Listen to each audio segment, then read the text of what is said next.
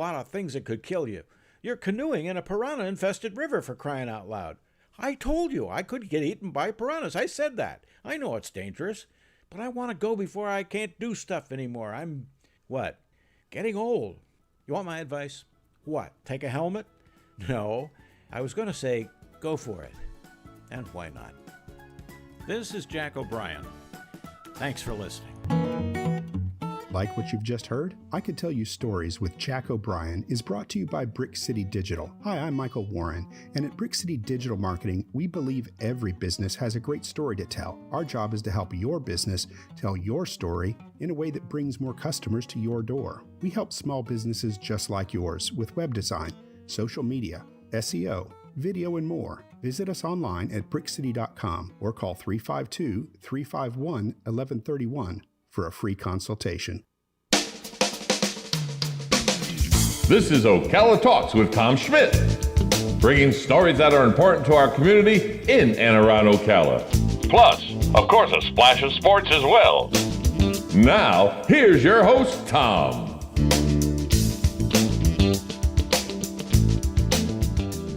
Welcome back to Ocala Talks on a Wednesday. Jack O'Brien, he's just a good storyteller. If I could tell you stories, Jack O'Brien does a good job. And, you are much more at risk of hurting yourself in your home than you are riding a bicycle. I have a friend of mine last night. Hadn't seen her in about 4 weeks. She showed up at trivia last night in a back brace. What happened? Bicycle accident. No, not a bicycle accident like Jack O'Brien just talked about. No. She fell at her home, broke her back. Injuries in the home. So, while he tells good stories, he has some good meanings in those stories as well. Hey, today is National Women's Day, American Business Women's Day. And so I wanted to talk, about 10 women who were very influential in American history, but 10 women who sometimes you may not think are as influential as they were, and I'll give you two who they were. First one is Louisa May Alcott. She basically wrote her family through some financial difficulties at an early age. All she did was write Little Women. That's all. Susan B. Anthony, we all know she played a pivotal role in the women's suffrage movement. In 1878, she and co-workers presented an amendment to Congress that eventually, by 1920, would allow women the right to vote. People talk about racism in this country. How about sexism in this country? Right there with African-American slaves not being thought of as, as good as their white counterparts, the white slave owners and even white Northerners who didn't own slaves but still thought they were superior to the black race. That was going on all over the country. Racism was everywhere. And if you don't think, people say, well, Abraham Lincoln wasn't racist. Yes, he was. He still thought he was superior to the black race because of the color of his skin. He just didn't think they should be in chains and whips and be owned by other humans. But he still thought he was a superior human to them. He also thought he was superior to women. That's what they thought of at the time. Well, women finally got the right to vote. African-American men could vote before women could. African-American men got to vote. There were African-American men that were voted and became congressmen from Mississippi and all during the Reconstruction period. Didn't happen for women. 1920 was the first time women could vote. Susan B. Anthony was very integral in making sure that women could do that. Clara Barton, all she did was founded the American Red Cross, served as its first president. That's all Clara did. Just establish the American Red Cross. Nellie Bly was a journalist. She was an investigative reporter. She's best known for her record-breaking trip around the world by ship. She went in 72 days. Of course, there's Amelia Earhart.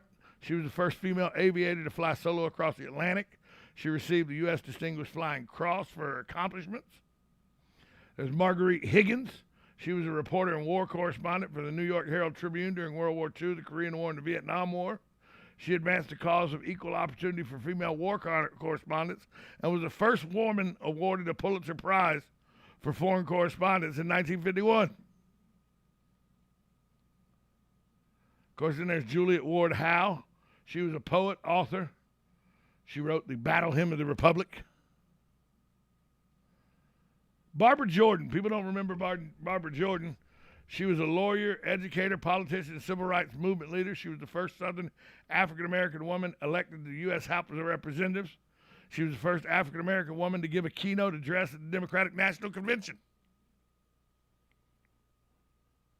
Here's one of my favorite women in history, Dolly Madison. Madison was the nation's first lady during her husband James Madison's presidency. She helped to furnish the newly reconstructed White House in 1814 after the British had burned it to the ground. She is credited with saving the Lansdowne portrait of George Washington. You know, that's the one where it doesn't look like his shoulders are finished.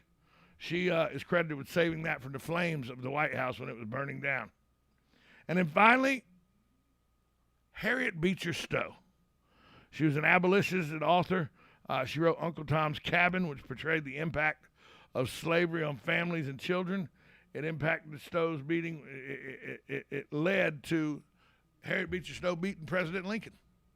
And you can't, you know, when you talk about things that were written in history, Thomas Paine's Common Sense, the pamphlet Common Sense, was very integral in stoking the fires of independence. Harriet Beecher Stowe's Uncle Tom's Cabin was very important in that it stoked the fires of abolitionists. It laid out the life of slavery in the South, and it wasn't a pretty picture. So Harriet Beecher Stowe's Uncle Tom's Cabin, very integral piece of literature in our country's history. And those are 10 women that were very influential in the history of America, and I wanted to bring them up today on American Business Women's Day. We're going to take a break. When we come back, more right here from 1370 AM, 96.3 FM. This is WOCA, The Source.